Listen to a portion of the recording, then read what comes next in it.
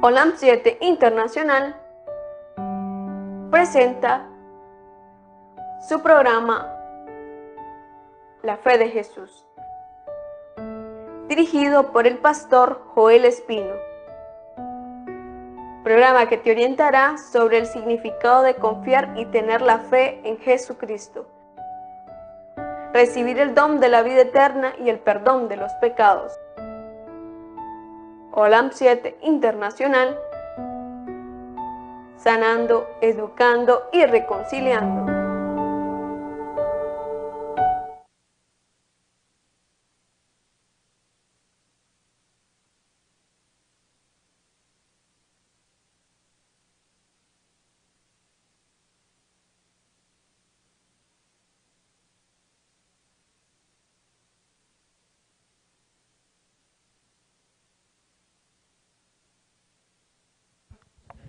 Buenos días, mis queridos hermanos. La Fe de Jesús es un programa de gran bendición porque aprendemos de la palabra de Dios.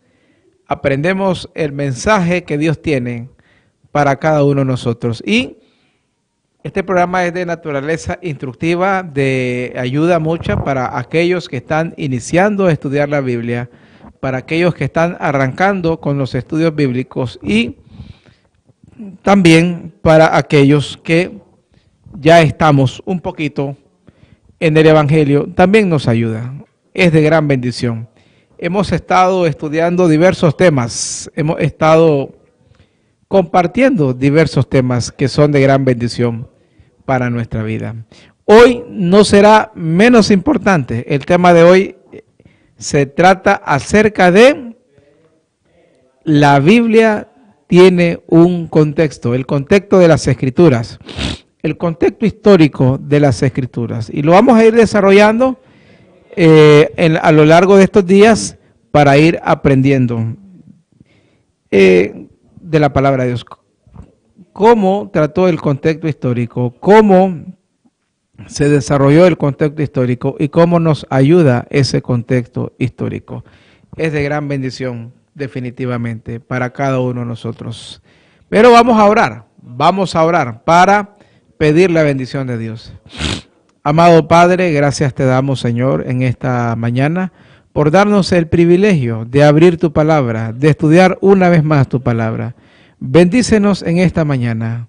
Háblanos a través de tu palabra, que tu palabra sea esa bendición para nuestras vidas y para cada uno de los televidentes, que tu palabra traiga esa luz de esperanza para cada una de nuestras vidas. Señor, si hay algún hermano enfermo, una hermana enferma, alguien de tu pueblo que esté atribulado esta mañana, tú puedas traernos la paz de Cristo, la confianza en Dios para superar cualquier problema. Guárdanos y protégenos. Sé con nosotros, Señor, en el nombre de Jesús. Amén y amén. Gloria a Dios. Mis queridos hermanos, vamos a hablar el contexto histórico de las Sagradas Escrituras. Hemos estado dedicando varios programas a hablar un poquito de la Biblia y hoy no será la excepción. Vamos a hablar un poquito acerca de el contexto histórico de las Sagradas Escrituras. Porque obviamente las Sagradas Escrituras fueron traídas en un contexto y en un tiempo de historia importante, de gran bendición para cada uno de nosotros. En primer lugar, las Sagradas Escrituras es la palabra de Dios revelada al hombre a través de sus siervos, profetas, apóstoles. Es inspirada por Dios.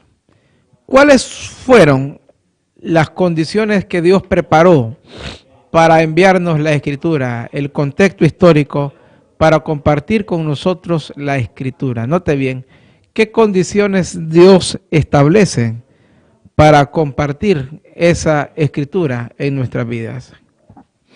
Y vamos a ver algunos detalles importantes. En primer lugar, Dios prepara un pueblo, definitivamente que sí. Y aquí la importancia de la elección de Dios de Israel, no para que Israel fuese y llegase a ser prácticamente exclusivista de la Escritura, como que ellos son dueños del conocimiento y que solamente era para ellos. Nunca fue ese el plan de Dios. El plan de Dios nunca fue ese para Israel, nunca fue ese el proyecto de Dios para que solamente ellos fuesen dueños y que parecieran dueños de la verdad, como que no, hermanos. Recuerden que la promesa de Dios a Abraham es: en ti serán benditas todas las naciones de la tierra. En ti serán benditas todas las naciones de la tierra. ¿Qué quiere decir? Que a través, mira bien, que a través de Abraham y el pueblo de Israel, el mundo entero habría de conocer, el mundo entero habría de conocer el Evangelio de Dios. El mundo entero completamente habría de conocer a Dios. Ese era el plan de Dios, definitivamente, mis queridos hermanos. Nunca fue el plan de Dios de que solamente un pueblo fuese dueño, de que solamente un pueblo manejara a su antojo el mensaje. No. Y por eso nos recordamos aquella conversación de Cristo con la mujer samaritana. Vamos a ir al Evangelio de Juan. Vamos a ir al Evangelio de Juan. Y en el capítulo 4 hay una frase de Cristo que nos muestra que Dios prepara un pueblo. Dios prepara un pueblo. Obviamente, las Sagradas Escrituras debían ser reveladas al hombre. Y había necesidad de preparar un pueblo. Había necesidad de preparar a una nación para ser la depositaria de este valioso tesoro. Y lo encontramos en el libro de Juan, en el capítulo 4.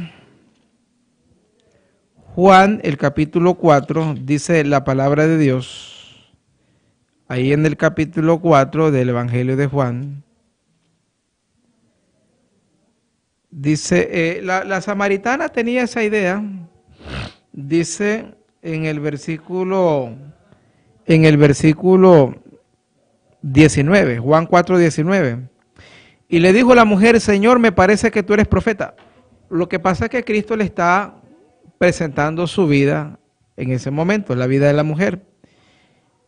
Nuestros padres adoraron en este monte. Vosotros decís que es en Jerusalén, en el lugar donde se debe adorar.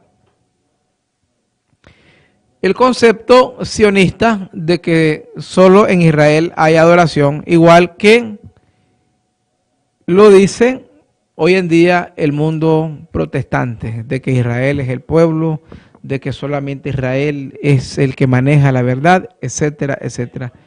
Todos los conceptos dispensacionalistas que presenta hoy en día el mundo cristiano, que no tienen base bíblica, porque no la hay.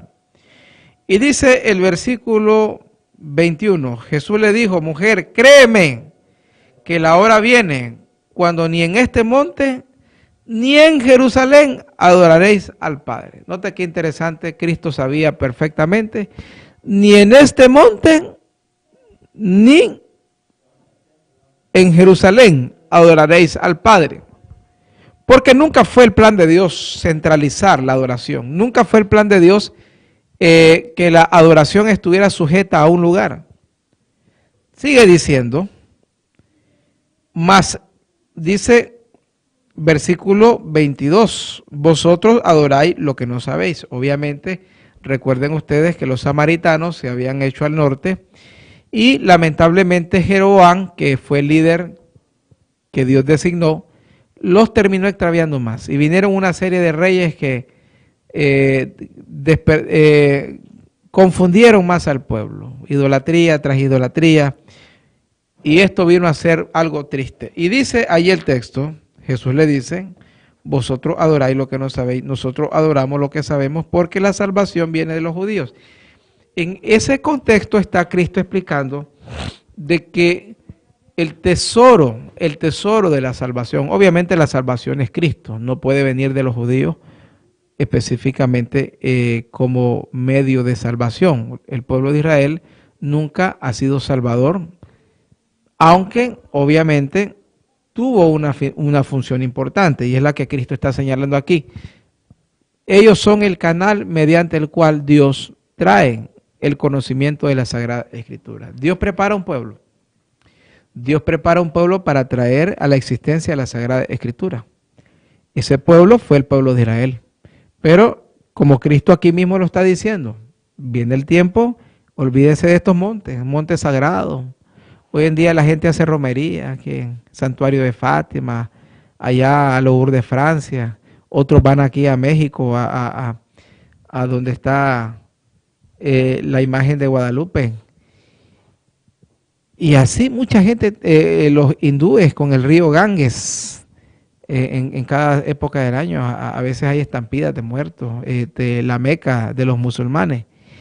Y otros lugares supuestamente sagrados que el mundo tiene, pero que no lo son. Que no lo son.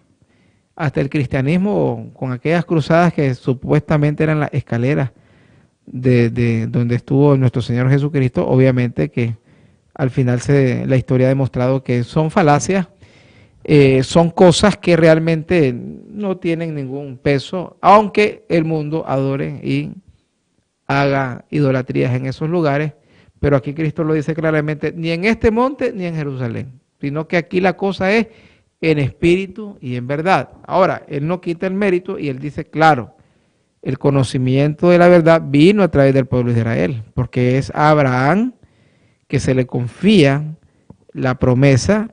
Luego también recuerden ustedes que la descendencia de Abraham va a Egipto, de donde finalmente nace Moisés. Moisés obviamente es de ese linaje de Abraham y es quien recibe la primera parte de la escritura, la Torá. Que también Moisés escribió el Salmo 90, probablemente el 91 y otros, y también escribió Job. Pero él era un canal, Dios prepara al pueblo para que ellos sean los depositarios de estas bendiciones. Pero la idea es, en ti serán benditas todas las naciones. Cuando decimos que Dios preparó un pueblo, es porque preparó una nación para traer a luz su santa palabra. Porque la Biblia no vino porque sí, no, había que preparar una nación. Eso es lo que nos enseña el contexto histórico. Dios preserva a esta nación porque Dios tenía planes. Aunque a veces, hermano, el pecado trajo desgracia. Si no, miremos cuántas veces fueron invadidos y los 3 templos que tuvieron finalmente quemados y reducidos a ceniza y polvo. Vamos a escuchar bellas alabanzas y regresamos con el programa.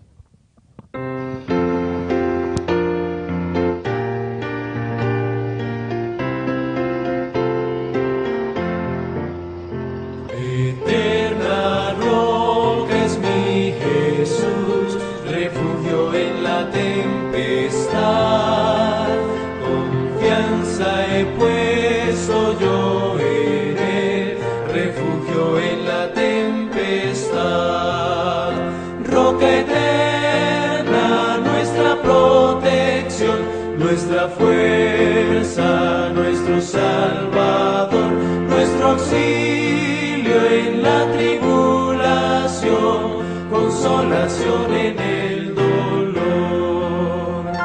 Es sombra en día de calor, refugio en la tempestad, defensa eterna es mi Señor, refugio en la tempestad, roca eterna, nuestra protección, nuestra fuerza, nuestro Salvador, nuestro auxilio en la tribulación, consolación en el dolor. Oh,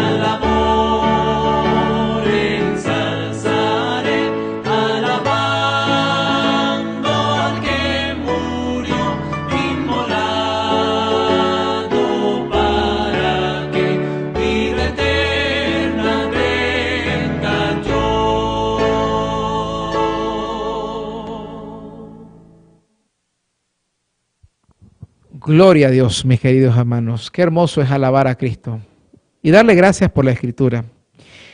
Mis amigos, entonces Cristo dice, la salvación viene por los judíos, hablando de los tesoros que fueron confiados a ellos, no para convertirlos en exclusivistas de la verdad, ni en dueños de la verdad, ni en propietarios.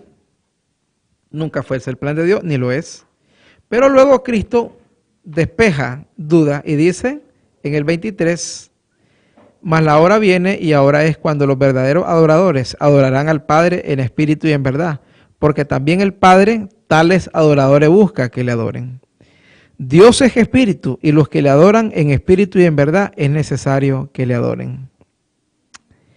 Así que es interesante que Cristo viene y dice, señores, Dios es espíritu y los que le adoran deben adorarle en espíritu y en verdad. Pero eso no quita que Dios haya preparado a un pueblo. Dios preparó a un pueblo para traer la Escritura. Muy bien. Otro punto importante. Dios prepara un idioma, mis queridos hermanos. La revelación de Dios vino a través del hebreo. El hebreo era la lengua, obviamente, de este pueblo, pero había la necesidad de que este idioma avanzara y fuera conocido. Y Dios prepara al pueblo, aunque en el Antiguo Testamento hay secciones que son en arameo, en Esdras, en Daniel y en otros ciertos libros, pero son secciones muy pocas del arameo, que es un libro, es un idioma primo, cercano al hebreo. ¿Y qué es lo que sucede? El mundo entra en la helenización con los griegos. Los griegos finalmente empapan al mundo entero con su cultura y sus cosas. Incluso los romanos tienen mucha influencia griega. Y Dios permite que, a pesar que el idioma hebreo va en decadencia, recuerden ustedes que ya en los tiempos de Cristo, el Antiguo Testamento se escribe en el griego, ya el idioma del común, el idioma que se hablaba, aunque el latín era el idioma oficial, pero ya lo que se hablaba era griego. Y el hebreo estaba prácticamente reducido a muy pocas áreas. Y luego entonces se da, miren qué interesante, en el siglo II se da el movimiento de los 70 ancianos que obviamente observan con mucha preocupación el debilitamiento del hebreo como una lengua, porque recuerden ustedes que también aquí Dios, la visión de Dios siempre con su palabra era que llegara a todo el mundo. Nunca fue la visión de Dios secuestrar la verdad a un pueblo y que ellos se autoproclamaran dueños, no. Y entonces había una necesidad de que las escrituras comenzasen a circular. Y específicamente, hablando del Antiguo Testamento, se hace el movimiento de los 70. Este consejo llega a la conclusión, al consenso de que hay que traducir las escrituras, hay que traducirlas al griego, y se hace la traducción de la Septuaginta. Esa es oficialmente la primera traducción de las escrituras, aunque obviamente luego después, en el siglo IV, Jerónimo hace la Vulgata, que es la traducción al latín, pero ya es de los dos testamentos. Y en la Vulgata es cuando vemos por primera vez los libros deuterocanónicos, libros que no estaban en el canon bíblico y que no están, finalmente no están. Cuando se da la Septuaginta, se toman los tres grandes tomos del Antiguo Testamento, eran conocidos como la ley, los escritos y los profetas, la Torá, Ketuvim y Nevijín, y se traducen al griego. Note bien qué interesante. Dios prepara un idioma, dijimos, Dios prepara un pueblo. Dios también prepara un idioma. Se traducen al griego. ¿Qué es la Biblia? Que ya Cristo haya cuando Él está en su niñez. Cuando usted ve a Cristo leyendo el rollo, porque recuerden que eran rollos. Ellos no tenían así el tomo como nosotros lo tenemos, porque obviamente ya tenemos que hablar de imprenta y muchas cosas que vinieron a existir posteriormente. Cuando Cristo está leyendo a Isaías 61, el texto lo dice claramente, le dieron el rollo. Los libros eran rollos, los libros eran rollos. Y luego entonces viene el Nuevo Testamento y también se hace en griego. Y entonces ya en el Concilio de Jamnia, el Concilio de Jamnia es una reunión allá por el año 90, 88, 89, 90, que se comienza a organizar. Recuerden ustedes que ya a partir del año 70 el pueblo de Israel prácticamente desaparece del mapa, la invasión de los romanos a manos de Tito.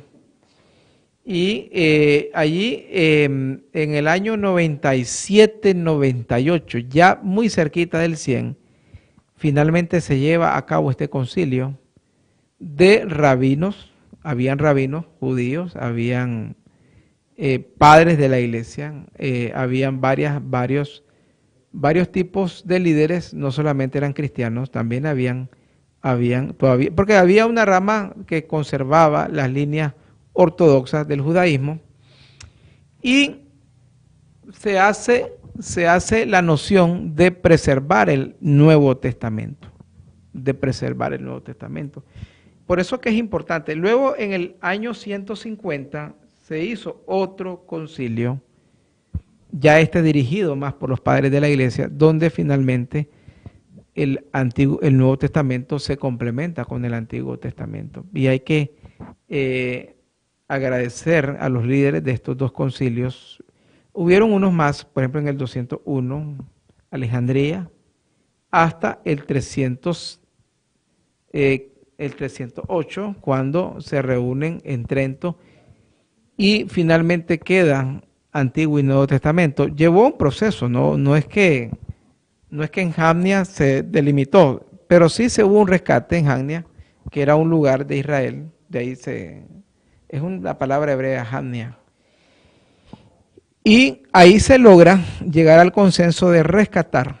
Ya ahí, en el 98-99, ellos tenían acceso a los últimos escritos de Juan, que era el último escritor bíblico con vida. Especialmente el Evangelio que él escribe, ya no de su mano, sino con un amanuense, en Éfeso, en un periodo en que él ha salido de Patmos. Él escribe en Apocalipsis, en Patmos, y luego va a Éfeso, y allí escribe el Evangelio de Juan, la joya del Nuevo Testamento. Y por eso que algunos inventaban a un Juan el teólogo, por el griego que se usa es un griego clásico. Obviamente Juan tuvo a la par un buen amanuense o secretario, ¿verdad? Como era tercio para Pablo, en Romanos 16 dice tercio, yo escribí la epístola, era muy común auxiliarse de amanuenses. Ok, ¿qué es lo que sucede entonces? Dios prepara una lengua, en este caso el hebreo y el griego, para conservar la escritura. Y aunque Jerónimo hace la primera traducción, no es sino hasta la Reforma, cuando sale la imprenta, y entonces la Sagrada Escritura tiene una mayor propagación.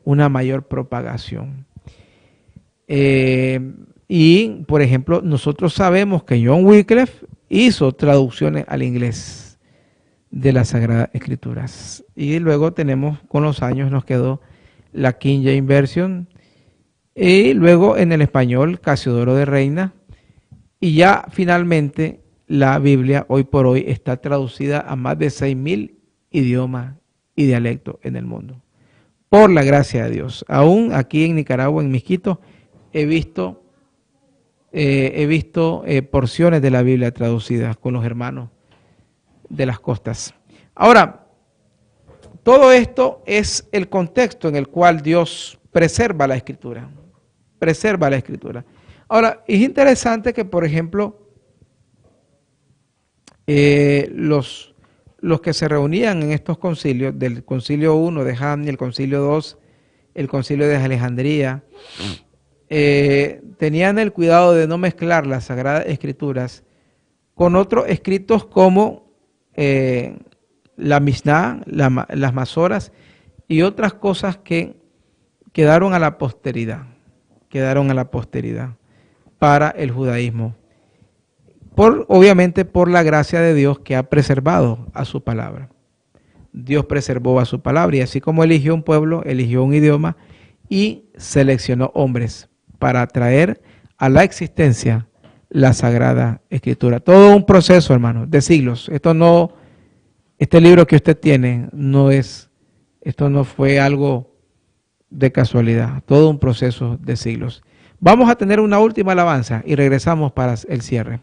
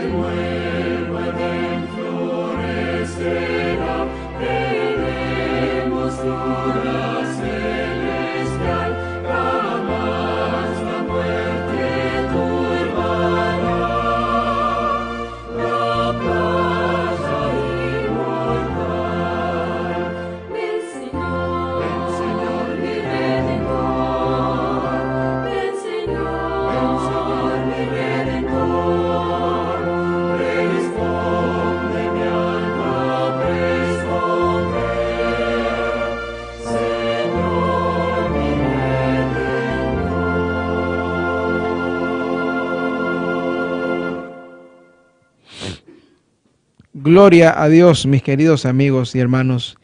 Qué maravilloso es cómo Dios ha guardado su palabra, cómo Dios ha traído a lo largo de los siglos este libro maravilloso. Vale la pena leerlo, hermano. sea usted un estudioso de la Santa Biblia con la ayuda del Espíritu Santo. Vamos a orar. Amado Padre, gracias te damos por este hermoso regalo, tu palabra. Tu palabra es luz y, como decía el salmista, lámpara es a mis pies tu palabra y lumbrera en mi camino. Bendícenos y ayúdanos a ser excelentes estudiantes de tu palabra para beneficio de cada oyente y crecimiento espiritual. En el nombre de Jesús, amén y amén. Dios les bendiga, hermanos. Hasta la próxima. OLAM 7 Internacional presentó su programa La Fe de Jesús, dirigido por el pastor Joel Espino. Programa que te orientará sobre el significado de confiar y tener la fe en Jesucristo, recibir el don de la vida eterna y el perdón de los pecados. OLAM 7 Internacional, sanando, educando y reconciliando.